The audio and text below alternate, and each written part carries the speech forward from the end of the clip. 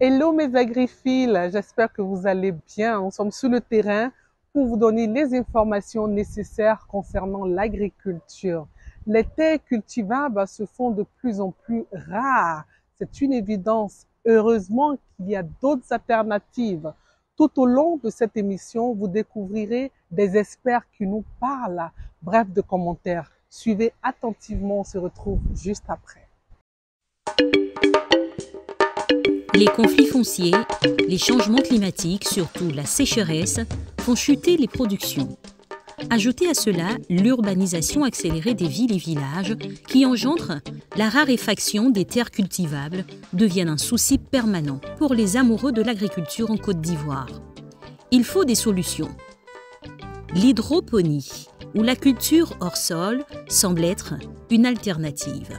On avait commencé dès le début à Beauville, mais pour problème d'eau, souvent quand il y a la sécheresse, on n'arrive pas à rentrer en production comme il se doit. Et c'est comme ça que nous avons choisi de revenir à Abidjan et de travailler avec eau potable, en passant par la culture hors sol, parce qu'il est un peu facile à pratiquer. Même s'il pleut, qu'il ne pleuve pas, avec notre eau potable, nous arrivons à travailler.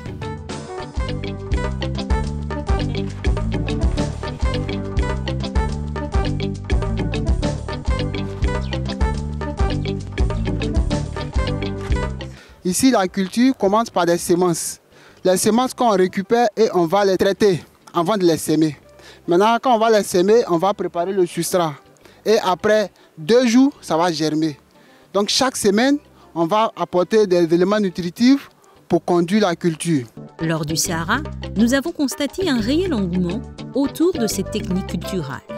Voilà, la culture, on a entendu parler de ça, mais on ne connaît pas trop les techniques, comment ça se passe. Pourquoi ça m'intéresse? Parce que je vois que ça peut se pratiquer partout, même à la maison. Même chez moi à la maison, s'il y a un petit espace derrière chez moi, je peux pratiquer cette culture-là. Voilà, au lieu d'aller au champ à 100 km ou bien 50 km, je peux être juste derrière chez moi, il y a 50 mètres carrés, j'ai fait une culture comme ça et puis bon, tranquillement quoi. Pays à l'honneur du Sahara 2023, 6e édition, l'on pouvait lire sur le stand des Pays-Bas des slogans aussi édifiants. L'agriculture, c'est nous. L'agrobusiness inclusif en Afrique, la jeunesse et l'avenir, etc. À ce stand, notre interlocuteur fut Ben Kubenga, conseiller agricole auprès de l'ambassade des Pays-Bas en Côte d'Ivoire. Il nous parle de leur participation au Sahara et surtout de leur expertise dans la culture hors sol. On est ici sur le pavillon néerlandais, 350 mètres carrés. On présente 120 entreprises venant des Pays-Bas et aussi venant de la sous-région ici en Afrique de l'Ouest. Et on présente nos connaissances, nos expertises, surtout dans deux domaines, dans l'horticulture et dans le cacao. Dans l'horticulture, on se base sur des technologies assez simples, hors sol et plein champ, sous serre et aussi en plein champ sans serre, qui permettent de produire des tomates, des légumes en général, 4 fois plus qu'on a l'habitude ici, et même quand on parle des tomates, même 10 fois plus que normalement.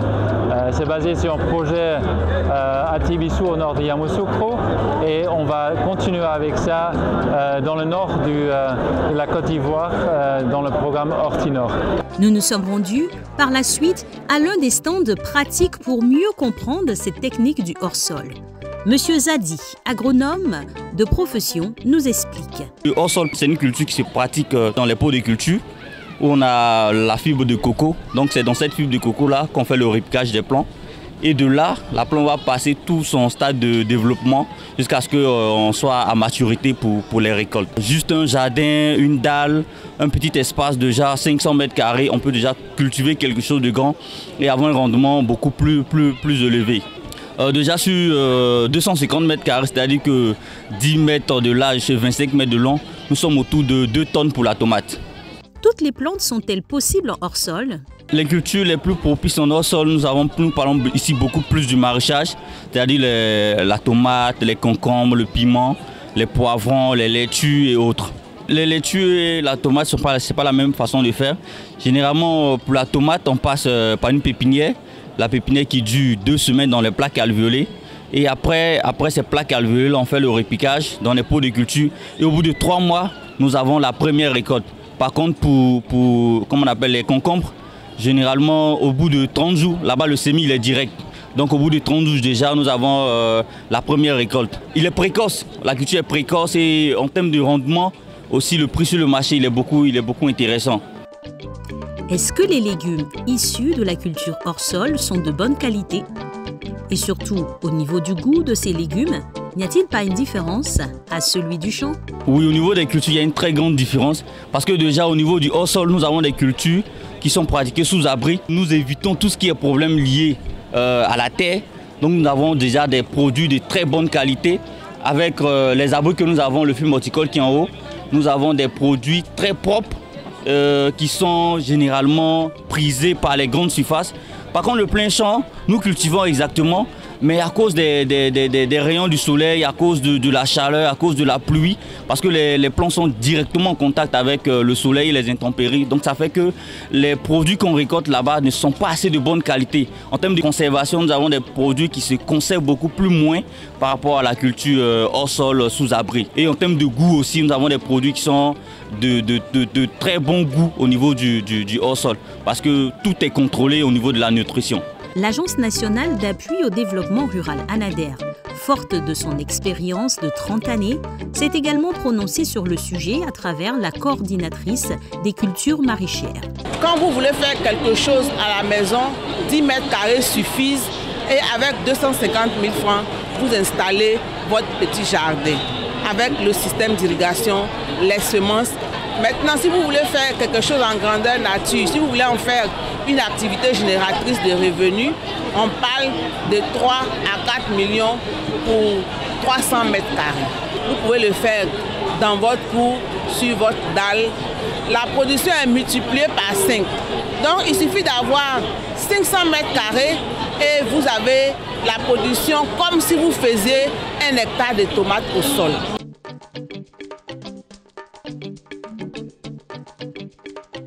Nous sommes l'ANADER, nous sommes une structure de l'État. Nous conduisons les programmes de l'État. Et donc, pour tous ceux qui sont intéressés, vous venez, vous vous adressez à l'ANADER, vous allez sur le site de l'ANADER, ou bien vous vous rendez dans n'importe quel bureau de l'ANADER sur toute l'étendue du territoire et vous dites que vous voulez faire la culture hors sol. Vous recevez la formation qu'il faut pour la culture, vous recevez toutes les informations et l'ANADER vous donne aussi l'encadrement. C'est une formation continue. Donc, la première formation, entre 3 et 5 jours, vous la faites au bureau où on vous donne les premières techniques que vous pouvez utiliser. Et puis ensuite, on continue la formation sur votre site, au moins pendant 6 mois. Des jeunes dynamiques ont déjà débuté la formation de cette culture pour ensuite s'installer à leur propre compte. Je peux facilement reproduire ce que j'ai appris là-bas. Aujourd'hui, je lance un appel à tous les jeunes à venir apprendre la culture hors sol. Parce que la culture hors sol est non seulement facile et plus rentable. J'invite tout le monde, surtout les jeunes sœurs, à pratiquer surtout la culture hors sol.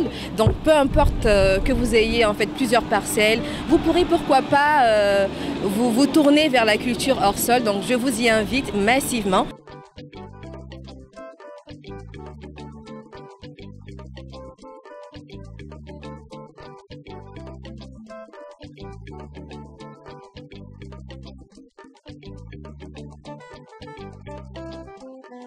Ce qu'il ne faut pas oublier, que ce soit en hors-sol ou en plein champ, il faut avoir de la bonne semence et également un bon entretien des plants pour espérer avoir une bonne production. Déjà, Calivoire, ce qu'il faut savoir, c'est une entreprise phytosanitaire qui fait dans la production des produits phytosanitaires, qui fait également des semences, qui fait des appareils de traitement et qui donne aussi des conseils en agriculture. Et Calivoire, c'est pratiquement 37 ans d'existence en Côte d'Ivoire. On a aujourd'hui une filiale de semences qui s'appelle Atlanta, qui produit des semences hybrides, des semences à haut rendement pour nos parents planteurs. Et également aussi, on a la solution NPP, chez nous qui sont des biosolutions aujourd'hui. On propose des solutions bio pour tout ce qui est culture aujourd'hui en Afrique, en particulier en Côte d'Ivoire. Que vous soyez sur le cacao, vous soyez sur le maraîcher, les vivriers en général, on a des solutions bio aujourd'hui qu'on propose à nos parents planteurs en vivrier, en riz. On a des semences de maïs également disponibles à haut rendement qui font de la production à hauteur de 10 à 11 tonnes sur l'hectare. Cette maison qui nous accompagne depuis pratiquement 2 ans a vraiment redynamisé le monde agricole en Côte d'Ivoire au niveau de tout ce qui est vivrier et tout ce qui est maraîcher, tout ça. Tout le monde parle de bio, tout le monde veut consommer bio aujourd'hui. Donc tous les traitements qu'on offre à travers ce programme-là, c'est des traitements bio, que ce soit en insecticide, en engrais ou en fongicide, c'est des traitements bio. Les produits d'hygiène publique que nous faisons également, on fait également dans le traitement des domiciles, traitement de semences, dans le traitement des récoltes, tout ça. Pour des cultures de hors sol, ces semences sont adaptées également pour le faire sous serre comme en hors sol également. C'est des cultures adaptées. Comme l'on peut le constater, après la visite des différents stands, il n'y a pas d'excuse véritable pour une personne désireuse de pratiquer l'agriculture. Alors, qu'attendez-vous? Nous vous dirons tout simplement « Bienvenue, chers braves paysans ».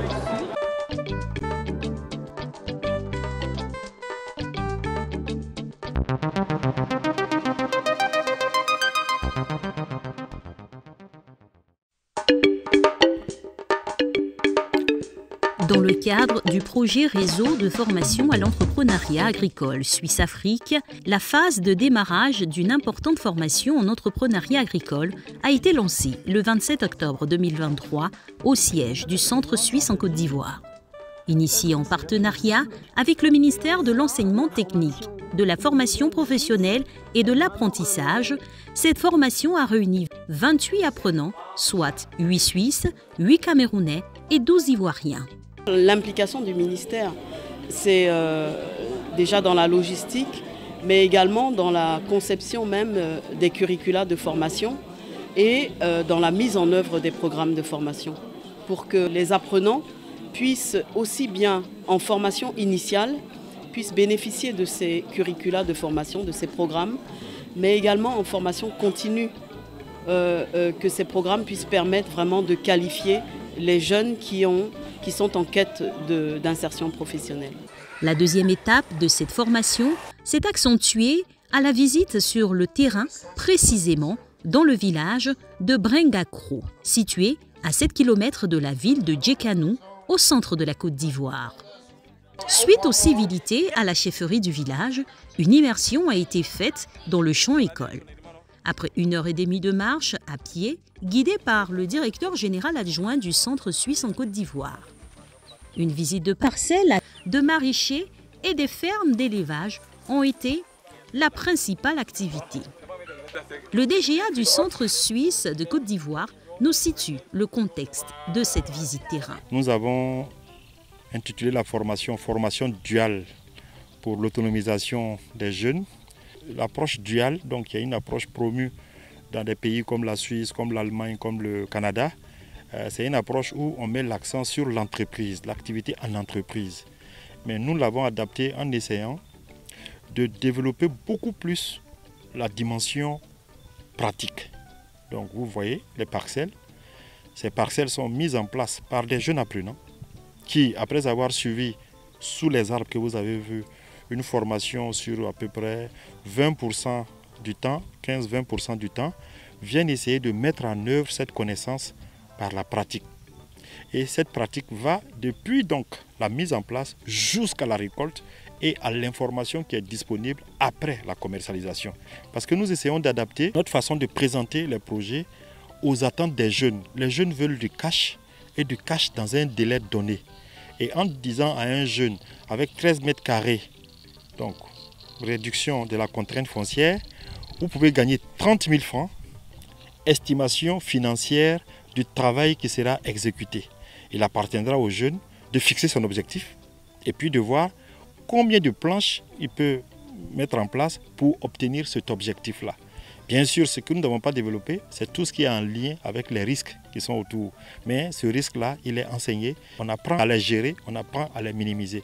Donc voilà un peu la démarche qui est ici conduite. Et nous sommes à notre 3e ou 4e cohorte de jeunes que nous recevons et à qui nous donnons cette information-là. Pour faire le pont avec la formation qui est en cours, la question qu'on nous a souvent posée, c'est mais est-ce que vous avez des ressources pour pouvoir aider à l'installation de ces jeunes? Dans les projets tels qu'exécutés, il n'y a pas de ressources. Mais qu'est-ce que nous pouvons imaginer comme stratégie d'atténuation de la non-mise en œuvre de tout ce qui est appris ici? Donc c'est pourquoi nous avons fait l'effort de chercher à construire un module en entrepreneuriat agricole. Donc tous ces jeunes que vous voyez sont des jeunes entrepreneurs agricoles, soit au niveau de l'idée, soit en exécution, et ils verront des expériences ici conduites en Côte d'Ivoire et ils verront comment ils peuvent améliorer leurs pratiques.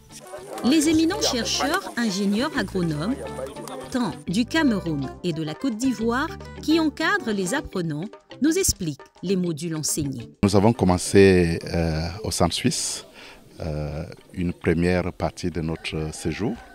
Et cette partie-là consistait à donner à nos apprenants des fondamentaux d'un business plan, des fondamentaux d'initiation à l'entrepreneuriat agropastoral. Ce projet comporte au niveau de la formation en entrepreneuriat comporte 12 séquences. J'interviens au niveau de 3 séquences. La séquence 2 portant l'idée d'entreprise et également la séquence 4. Comment est-ce qu'il faut organiser les idées pour pouvoir retenir une idée, pour pouvoir faire son business plan. Et également, j'interviens au niveau des ressources dont un entrepreneur a besoin pour pouvoir créer son entreprise. Des activités pratiques ont permis à certains jeunes de découvrir et de déterrer des ignames pour la toute première fois. Le responsable accompagnateur de la délégation suisse témoigne aussi du bien fondé de ce partenariat. Aujourd'hui, c'est de voir comment on peut, grâce aux travaux du centre suisse, mettre à disposition des agriculteurs des méthodes simples, adaptées à la ruralité, qui leur permettent d'améliorer leur technique. On a vu des exemples dans le cadre de la production animale, avec la mise à disposition de bâtiments simples, mais fonctionnels, qui évitent d'avoir des investissements trop importants et ainsi de pouvoir mettre en place une production et d'en assumer la rentabilité. Du côté de la production végétale, on a vu toutes les activités qui sont déployées pour mettre à disposition des agriculteurs, notamment du côté du manioc, des boutures qui soient saines, qui permettent d'assurer la qualité des productions. On a également pu voir toute l'importance de l'irrigation pour les cultures maraîchères. On se rend bien compte que dans une zone tropicale, avec l'alternance des périodes humides et des périodes sèches, l'eau est un facteur extrêmement important. Et grâce au lac de retenue et tout ce qui a été mis en place, avec des moyens simples, on permet finalement d'assurer une production tout au long de l'année, ce qui améliore la production, la productivité et puis aussi la rentabilité pour les agriculteurs. Les jeunes apprenants, entrepreneurs agricoles bénéficiaires, venus de la Suisse, du Cameroun et de la Côte d'Ivoire, sont enthousiasmés et optimistes quant à la formation reçue. Pour la formation, j'apprends beaucoup de choses. Ça me permet de pouvoir structurer ce que je fais, créer une entreprise en temps réel. Et puis, avec les amis, ça me permet d'apprendre aussi. Ça m'a ouvert l'esprit à comprendre beaucoup de choses, à savoir quoi faire pendant que je fais mes cultures. Alors, on vient de ramasser des tubercules d'igname. Alors c'est quelque chose que je ne connaissais pas du tout, qu'on n'a absolument pas chez nous. Et c'est vraiment intéressant de voir une autre culture et puis vraiment d'essayer de le faire. C'est intéressant. On se rend mieux compte du contexte en étant avec la daba dans la chaleur, qu'en regardant de loin. Ça a l'air très facile quand on regarde des terrains, mais en le faisant c'est moins évident. Je suis installée cette année en héliciculture, donc j'ai une ferme en Dautré. Et cette formation me permet d'apprendre plus sur l'entrepreneuriat agricole, de mieux structurer mes idées et surtout d'envisager de m'étendre à plus grande échelle et de créer une vraie entreprise. Depuis 2 ans déjà, grâce aux cours que nous recevons de l'Institut, j'ai mis sur pied ma marque avec mon produit. Il s'agit du piment liquide de table. Le but ici, c'est de relever le goût dans des plats sans toutefois être tout le temps en cuisine pour confectionner la pâte. Le piment liquide, lui, il est facile à conserver. Mais cependant, nous rencontrons quelques difficultés sur le terrain. Et j'ai eu l'opportunité d'être sélectionnée pour venir suivre un cours d'entrepreneuriat agricole ici en Côte d'Ivoire. Et j'espère que de ce cours, je pourrai résoudre les problèmes que je rencontre, améliorer ma marque et pourquoi pas créer des partenariats avec les étudiants que je rencontre déjà ici. C'est par une visite des apprenants en soirée aux différentes familles de producteurs du village que s'est achevée notre incursion au champ-école du centre suisse. Après l'édition de son premier livre dénommé Le Guide agricole, Elodjan, paru en 2022, l'écrivain agricole Elodjan vient d'éditer un nouvel ouvrage. Pour ce faire, un grand dîner de gala a été organisé le 7 octobre 2023 à Yamoussoukro. Placé cette année sous le thème central « Durabilité dans l'agriculture et l'alimentation », cette soirée a été ponctuée par le mot de bienvenue du maire de la commune de Yamoussoukro, représenté par le 5e adjoint au maire, Konaté Karamoko, et par les discours des invités d'honneur venus des USA, du Maroc, du Bénin et du Sénégal. Suite à la présentation du prestigieux parcours de l'ingénieur des techniques agricoles et aussi talentueux écrivain Jean-Philippe Agoussi, une description des œuvres a été faite, à savoir le recueil de poèmes Kagna et la pièce de théâtre Djouman. Des échanges et démonstrations sur des cas pratiques réalisés par l'auteur et d'autres professeurs ont permis de découler sur la dédicace des œuvres littéraires par l'écrivain Agoussi. La vente aux enchères animée par le célèbre humoriste Boukari ou l'achat de livres par le parrain a contribué à soutenir l'écrivain.